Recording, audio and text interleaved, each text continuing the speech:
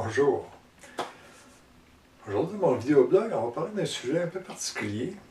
Il y en a qui disent que pour réussir en affaires, il faut se spécialiser dans une chose. Est-ce que c'est vrai? Est-ce que c'est faux? Moi, je vais vous donner mon opinion là-dessus. Je pense que c'est vrai, mais pas pour moi. Je vais vous expliquer. L'autre jour, je lisais un blog d'un monsieur qui s'appelle Léo Babauta. J'ai trouvé très intéressant. Lui, ce qu'il expliquait, c'est que il dit, son blog s'intitulait d'ailleurs Do One Thing Well. Donc, ça campe bien le sujet. Lui, ce qu'il disait, c'est que si on veut réussir, il faut vraiment se concentrer sur une chose en particulier, devenir le spécialiste de cette chose, et c'est comme ça qu'on devient indispensable et que les gens nous interpellent pour ce sujet-là.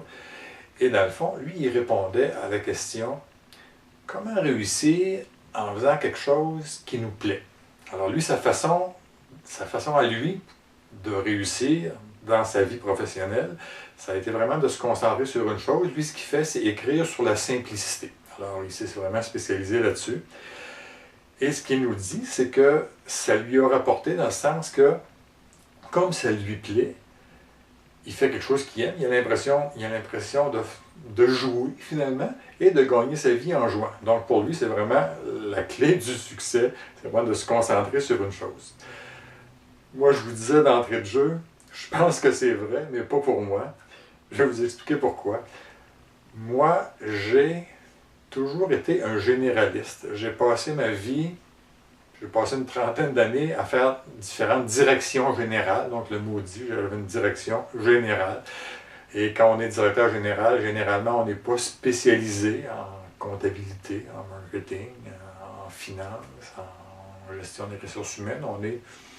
On connaît bien ces différents domaines-là, mais on est plus un généraliste. Et moi, j'ai fait ma carrière comme ça. Et quand j'ai eu un choix à faire, il y a 8 ans, j'ai décidé de laisser mon employeur, c'est-à-dire, et de laisser mes fonctions de direction générale pour devenir consultant. Alors là, normalement, si j'avais suivi la consigne, je me serais spécialisé dans quelque chose, et de fait, ça aurait été plus facile de vendre mon expertise si je l'avais plus spécialisé. Mais moi, là, j'aime ça faire de la planification stratégique. J'aime ça animer des groupes. J'aime ça les questions de leadership. J'aime ça m'occuper de différents domaines d'activité, la gouvernance d'entreprise, la gestion de projet, c'est mes dada, tout ce qui est coopératif, la distinction coopérative, le développement coopératif. Donc, j'ai fait le choix de garder tout ça dans mon offre de service, finalement, dans mon panier de services.